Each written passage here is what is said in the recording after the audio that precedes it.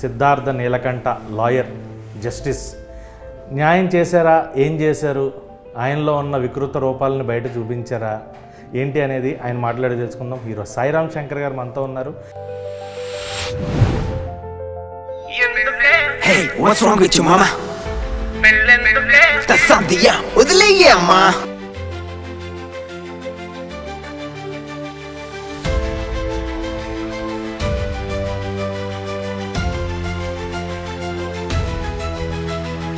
And puri Jagannadh గారు తమ్ముడు అని ఎప్పటికీ అంటూ ఉంటాం. అలా పిలవడం ఆయనకు కూడా ఇష్టం అని చాలాసార్లు చెప్పారు. It's not a name, it's a brand అన్న స్టైల్లో పూరి జగన్నాథ్ గారు తమ్ముడు హీరో సాయిరామ్ శంకర్ గారు ఈ సినిమా గురించి ఆయన ఏం చెప్తారు ఆయన మాట్లాడుతుంది.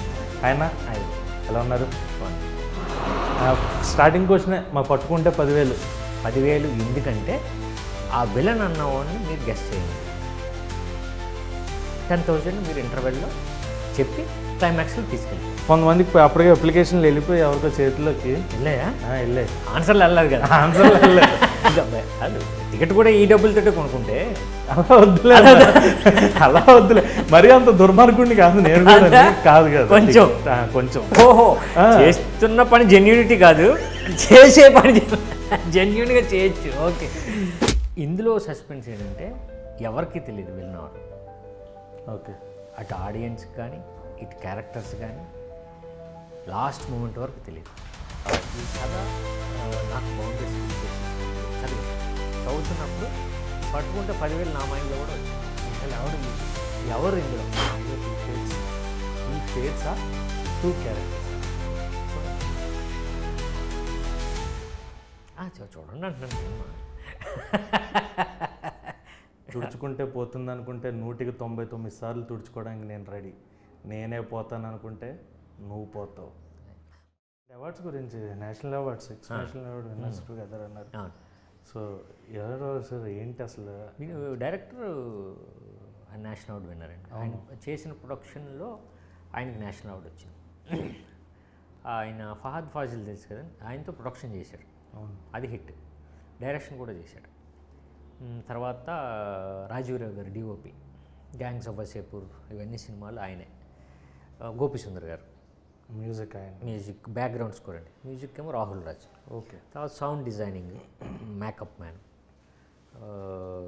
ఇలా. ఓకేనా నా అవుట్ ఆఫ్ ద బాక్స్ ఒక క్వశ్చన్. చాలా ఈ మధ్యన ట్రెండ్ అవుతున్నది, ఎక్కువగా చాలా ఎక్కువ ట్రెండ్ అవుతుంది. గత 3-4 రోజుల నుంచి అయితే ఇంకా ఎక్కువ ట్రెండ్ అవుతుంది కలెక్షన్ల గురించి. పూరి జగన్నాథ్ గారు ఎప్పుడో చెప్పారు, ఫ్యాన్స్ కలెక్షన్ల కోసం ఎగబడడం కోసం, ఫ్యాన్స్ని ఆనందపరచడం కోసం కలెక్షన్లని ఫేక్ చేస్తున్నారు ఇట్లా అంటూ. సో రీసెంట్గా జరుగుతున్నది కూడా ఎక్కువ మనకు కనిపిస్తూ ఉంది. దాన్ని ఎక్కువ వైబ్ అవుతుంది ఇప్పుడు కంప్లీట్గా. మీరు అప్పుడు నేనింతేలో చేసింది ఒక ఫ్యాన్గా మీరు చేసి అలా చనిపోవడం, కలెక్షన్ల కోసం ఫ్యాన్లు లేనిది ఖర్చు పెట్టడం అనేది ఏమంటారు దాని గురించి? ఇప్పుడు జరుగుతున్నది, అప్పుడు చూపించారు కానీ ఇప్పుడు జరుగుతుంది అది ప్రజెంట్ జనరేషన్లో. అంటే ఒకసారి నాకు క్వశ్చన్, ఆ కలెక్షన్స్ ప్రూవ్ చేయడం కోసం ఎదర్ ఫ్యాన్స్ అవ్వచ్చు, లేదా ఫ్యాన్స్ని సాటిస్ఫై చేయడం కోసం ప్రొడక్షన్ హౌస్లు అవ్వచ్చు, చేయడం ఎంతవరకు కరెక్ట్ అంటారు? అంటే ఇప్పుడు దాని గురించి నేను ఇప్పుడు ఏం మాట్లాడాలి? సో అంటే దాని గురించి అది సెన్సిటివ్ మ్యాటర్ కదండి. సో నేనేమంటానంటే, నేనింతలో క్యారెక్టర్ ఫ్యాన్స్, ఆ ఫ్యాన్గా ఫ్యాన్స్కి ఏంటంటే మా అభిమాన హీరో, నాయకుడు, ఆయన ఎప్పుడు అక్కడ ఉండాలని చూస్తారు, అంతే కదండి. సో చూడండి, కాకపోతే మరీ మీరు అంటే మీ ప్రాణం మీదకో లేకపోతే మీ జీవితం మీదకో పడేటట్టు వద్దు అని నేను ఇంతలో చెప్పారు. అలానే ఏదైతే ఫ్యాన్స్ తాలూకు మన హీరోస్ ఉన్నారో వాళ్ళు కూడా అదే చెప్తున్నారు, మీరు మరీ దాన్ని తీసుకోవద్దు, ఇలాగ చూడండి మేమందరం కలిసి ఉన్నాం చాలామంది చెప్పారు. సో నేను అంటుంది ఏంటంటే, అవన్నీ ఇప్పుడు అది ఫేక్ లేకపోతే ఇదంతా పక్కన పెడితే అండి, ఫ్యాన్స్గా ఏంటంటే అభిమానిద్దాం, వాళ్ళని అలా చూద్దాం అని ఉంటుంది. కాకపోతే కొంచెం మన లైఫ్ గురించి కూడా మీరు ఆలోచించుకోవాలి అన్నది నేను ఇంతలో చెప్పిందండి. సో అది ఫాలో అయితే చాలా బాగుంటుంది. అందుకంటే ఏం లేదు, మీరు అడిగిన క్వశ్చన్ నాకు అర్థమైంది కానీ బట్ నేను ఇది చెప్పదలుచుకున్నాను. దాని గురించి మనం అది మనం మాట్లాడలేము. అండ్ రేపు నేనింతే రిలీజ్ అదే చెప్పారండి నాకు.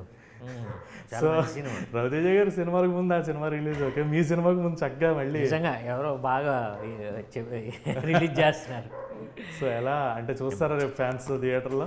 ఇది ఏమీ అనుకోలేదండి. అదే ఇంకేమనుకోలేదు, చెప్తే మేము మీతో పాటు రెడీ అయిపోతాం. అందుకని అదే ఇప్పుడే నాకు చెప్పారు, బాగుంటుంది కదా సినిమా, చాలా మంచి సినిమా అది. నేను ఇంత మీకు బాగా ఇష్టమైన డైలాగ్ ఏంటి అందులో? దేంట్లో అండి? నేను ఇంతలో నా క్యారెక్టర్లో డైలాగ్ పక్కన పెడితే అండి, ఎన్నిసార్లు నువ్వు ఎన్నిసార్లు ఉమ్మినా నేను తుడుచుకొని, అదే ఎన్నిసార్లు చెప్పండి. తుడిస్తే పోతుంది అనుకుంటే 199 సార్లు తుడుచుకోవడానికి నేను రెడీ, నేనే పోతాను అనుకుంటే నువ్వు పోతావు. అంతే, అసలు సూపర్ డైలాగ్.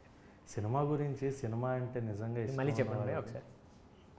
ఎందుకన్నా అంటే బాగుందని చెప్పాను. నిజంగా బాగుంది అంటున్నాను, నీకు కరెక్ట్గా చెప్పారు. తుడుచుకుంటే పోతుంది అనుకుంటే 199 సార్లు తుడుచుకోవడానికి నేను రెడీ, నేనే పోతాను అనుకుంటే నువ్వు పోతావు.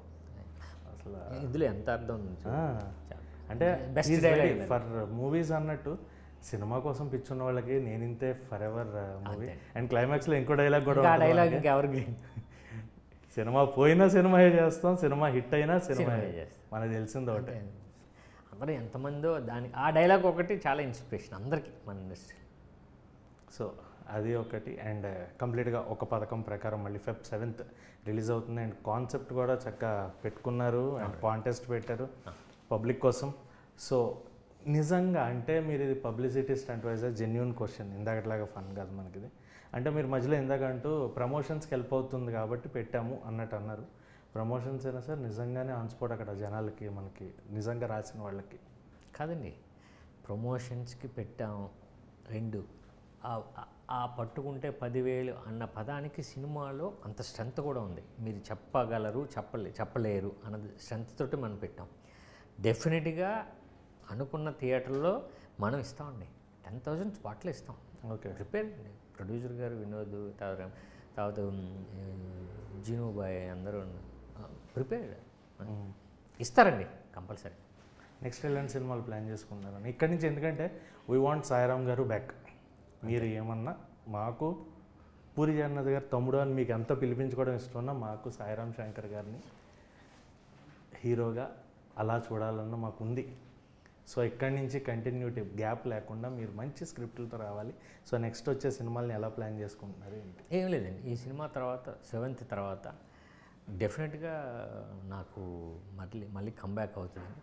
జాగ్రత్తగా ప్లాన్ చేస్తానండి నేను. ఇప్పుడు ఇంకా లేదు, బట్ నెక్స్ట్ ప్లాన్ చేస్తాను. ఇప్పుడైతే ఒక క్రైమే కమిట్ అయ్యానండి, బట్ అది మైథలాజికల్ చిన్న టచ్ ఉంటుంది. ఓకే, అది ఒకసారి చూడాలి ఇక్కడి నుంచి. నెక్స్ట్ ఇది అయిన తర్వాత దాని మీద 7th తర్వాత మొత్తం ఒకసారి ప్లాన్ చేసుకోవాలి. ఓకే అన్న.